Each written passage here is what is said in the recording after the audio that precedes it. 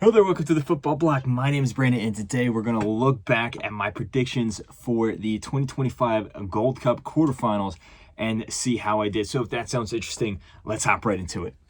One step beyond.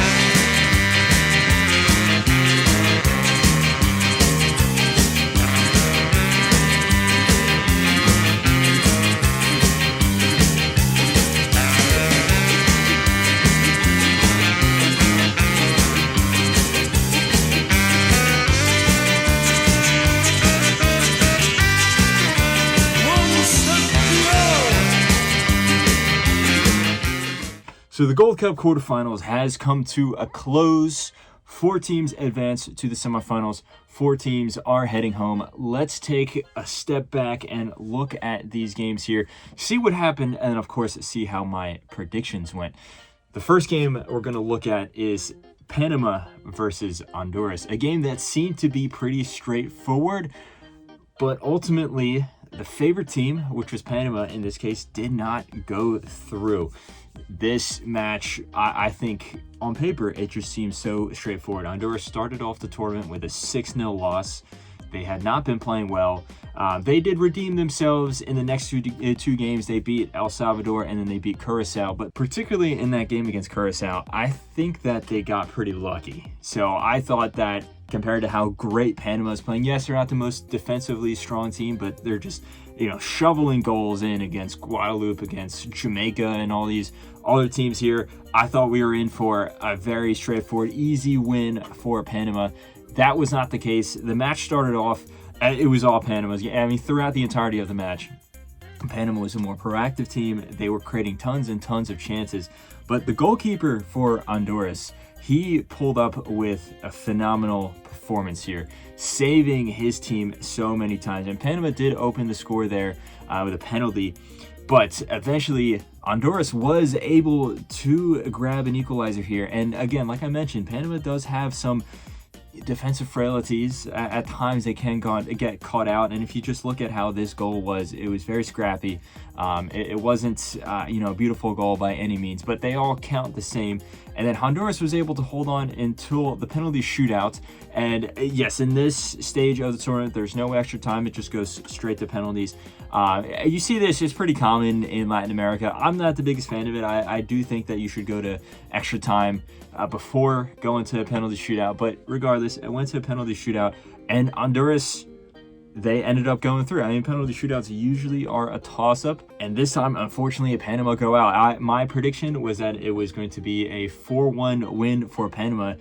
That was not the case. It was 1-1 and Honduras going through. What a crazy upset here, especially when you look at how poor Honduras has been in these Gold Cup performances, in World Cup qualification, in all the other areas of the footballing world. I mean, they have severely dropped off ever since the beginnings of the 2010. Because if you remember back then, Honduras was one of the top teams in CONCACAF. They were never at the level of the U.S. or Mexico, but they were always like right underneath them. And then they started to drop away after, I would say, like 2014. But maybe this will turn the next leaf for the Hondurans. Maybe their national team will be able to bring back the glory days going forward and building upon this tournament here. As for Panama, I mean, disappointing game for them, disappointing results. They created a lot of chances, but they were nowhere near as clinical as they were. I think perhaps, maybe they were a little too confident going into this game.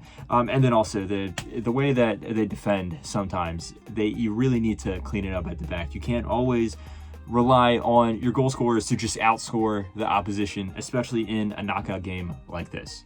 As for the next match we're going to look at, we have Mexico versus Saudi Arabia. And this game was very interesting going into it because both these teams play similar styles to some extent. They tend to be a little more pragmatic. They're not, as aggressive going forward. Other than that, though, these teams are completely different. Obviously, Saudi Arabia is not from North America. They're an invited team here. This isn't even Saudi Arabia's A squad. It's mostly, maybe the reserve squad, some of the bench guys. Most of the top players are at the Club World Cup with Al Hilal. Mexico, on the other hand, they're just, in general, not a very, attractive, aggressive team under Javier Aguirre, and we did see that game plan be repeated here again in this game. I think Mexico was the better team overall, but it was a pretty tense match. It wasn't super end-to-end by any means.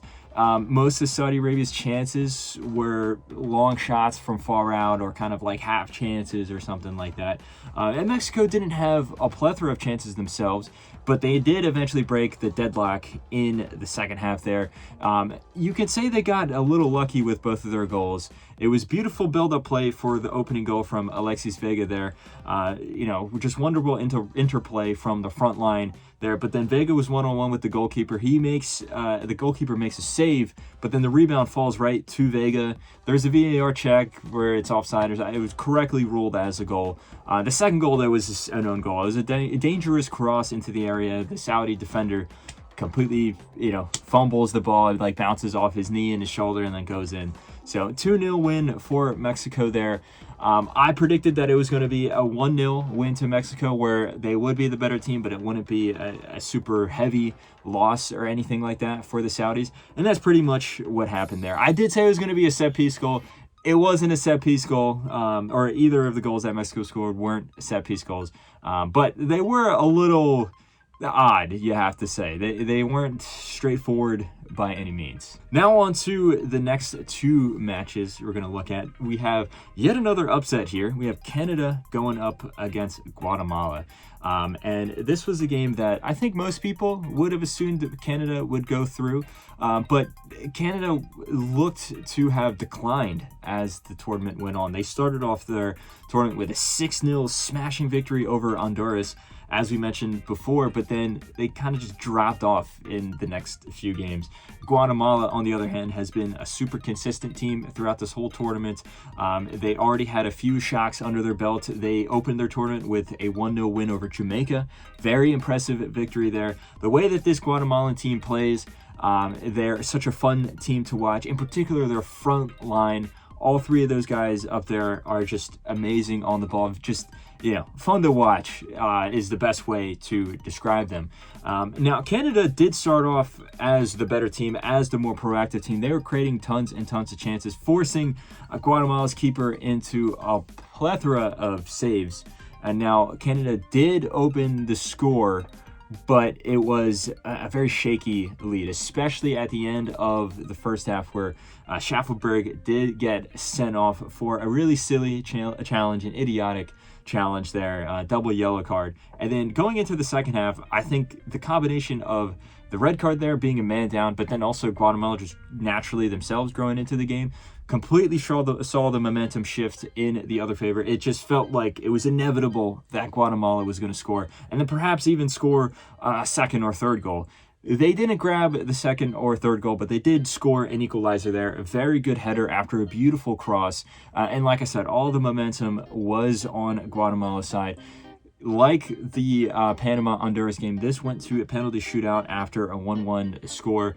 And then I think Guatemala was just more clinical on the penalties. Sinclair in goal for Canada. There was a few shots that he probably should have saved that he didn't. Of course, it would be harsh to just pin it all on him.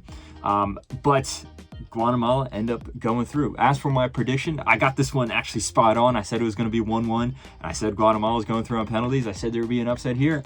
And that is exactly what happened. Now, it was a strange tournament for Canada overall. I mean, they're missing some of their star players, both through injury and then also a few players they weren't allowed to come to this tournament because of their clubs. But you did feel that this tournament should have been very important for Canada.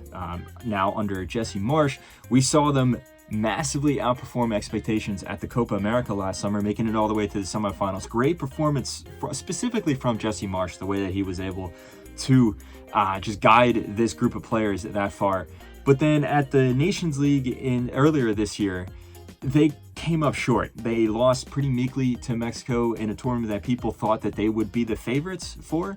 And then now in this tournament, in order to regain that spot that they had, that reputation that they had, I think that they needed a big result. Even if they didn't win it, to at least make it to the final should have been just the bare minimum there, and yet they couldn't even make it to the semifinals. In fact, they're losing to Guatemala. It'd be one thing, again, if you're losing to like Mexico or the United States. They lost to Guatemala. As for Guatemala, this is a wonderful result. This is the first time that they're ever making it to the semifinals in this version of the Gold Cup here, and they totally deserved it. They have played some wonderful football throughout this tournament. Yes, there's a clear talent gap between them and, the U.S. or Mexico or even Canada or even like a Panama, for example. But just the football that we've seen, they played some of the best football of any team that we've seen throughout this tournament. And it is phenomenal to see them go this far. If you just look at the team spirit, that's really dragging these players across. I think the manager's also done a phenomenal job as well. So a deserved spot in the semifinals for Guatemala. Now moving on to the last match that we're going to look at here. We have the United States. We have my team going up against Costa Rica. And then this was a pretty exciting game overall, pretty end-to-end action. Obviously these two teams have a long history. They've played each other many times, have some serious wins under their both teams have respective serious wins under their belts. This game started off very shaky for the United States. Arston did give away a penalty, a very awful, idiotic penalty. And you could see that this guy he doesn't seem like he's naturally a fullback, especially with, you see his performance through the rest of the game. Seems to be more of a winger, and that was very clear here with an awful challenge. In the box, Calvo, the veteran, steps up for Costa Rica, buries the penalty. It's now 1-0 to Costa Rica. And then the way that they played, Costa Rica is a much more aggressive attacking team. They're not very strong defensively, but because they scored so early in the game, it looks like that, out of necessity, they tried to just sit back and soak up the pressure, which invited the United States to attack. And that worked in the United States' favor, where they started to create tons and tons of chances. We really started to see that partnership between Malik Tillman and eventually Diego Luna really start to thrive throughout the entirety of this game. But going forward, the United States overall was very good. The United States won a penalty, and Malik Tillman unfortunately missed it. The rebound went to Arston, which forced a phenomenal save out of Keylor Navas. But you can tell that the momentum was very much in the United States' favor. Eventually, Diego Luna did score an equalizer. Arston found himself in the middle of the drama again, got an assist here. The goal was a bit lucky. It was a good finish, a good turn, and a good finish from Diego Luna, but it did take a heavy deflection, sending it past Keylor Navas in goal. And then into the second half, it was the same thing. The United States just continued that momentum all into this half here. Arston, yet again, was central to the drama. He scored. Very nice finish after a beautiful build-up play there involving Tillman, involving Ajiman, involving Diego Luna. You really start to see the front line of the United States start to click together. And it resulted in a goal, and it resulted in the United States now taking the lead. From that moment on, though, the U.S. really started to kind of take their foot off the pedal. We still had more of the possession, but we weren't as aggressive. We weren't creating a whole bunch of chances. And all it took is one moment for Costa Rica to pounce. It was a silly run of errors where the United States defensively looked very poor. Costa Rican winger was able to wiggle through there. And then eventually Martinez stabs the rebound into the net. It's 2-2 there. And again, for every strength that the United States has going forward, defensively, this tournament, we've seen that get exposed, not even by top teams. Then after that, neither side was able to really break the deadlock and went to penalties yet again. 3 out of the 4 quarterfinals here went to penalties, which is, very interesting, crazy coincidence. And then at this time, though, Freese in goal for the United States. He stepped up big. He performed really well. Even the shots that he didn't save, he still dove the right way. And the United States go on through to the semifinals after eliminating Costa Rica there on penalties. It was a very close game, nail-biter of a game. I think the United States was ultimately the better team over the course of the 90 minutes. But there was still some very cautious moments, some very shaky moments from them. I think Costa Rica, it just kind of got the tactics wrong. They tried to defend, they tried to soak up pressure. And yes, I understand against the United States, it's hard to go toe-to-toe with them. But I think that if this Costa Rica team went toe-to-toe with this United States team, they would have had a realistic chance to go through. Specifically also because this Costa Rican team is just not good at defending. They leak a lot of goals. So, my prediction, though, was that Costa Rica would upset the United States. I didn't have a lot of faith in Mauricio Pochettino heading into this match. I didn't have a lot of faith in most of these players here. And while there are some, heavy causes for concern still, I think the United States was able to put together an overall good enough performance to overcome Costa Rica, specifically their attacking output, which was very impressive. So my prediction was wrong, but as an American, I'm happy that my prediction was wrong. Let me know what you thought of the quarterfinals here. I thought that the games were actually pretty exciting. There were some, fun moments here. It's a shame to see Panama go out just because I think they were playing so well. Just the fact that they're not making it to the semifinals, it is a shame. But it is cool to see underdogs like Honduras and also Guatemala make it. And then, of course, as an American, it's great to see the United States make it through to the semifinals, even though I don't think we're necessarily playing all that well, or at least playing as well as we can be and should be. Let me know all your thoughts in the comment section below. What did you think of each of these games? How did your predictions go, if you had any predictions? Don't forget to follow the Football Bloc on social media, like and subscribe, share this video with a friend. But anyway, guys, my name is Brandon. This has been the Football Bloc, and I hope you have a nice rest of your night.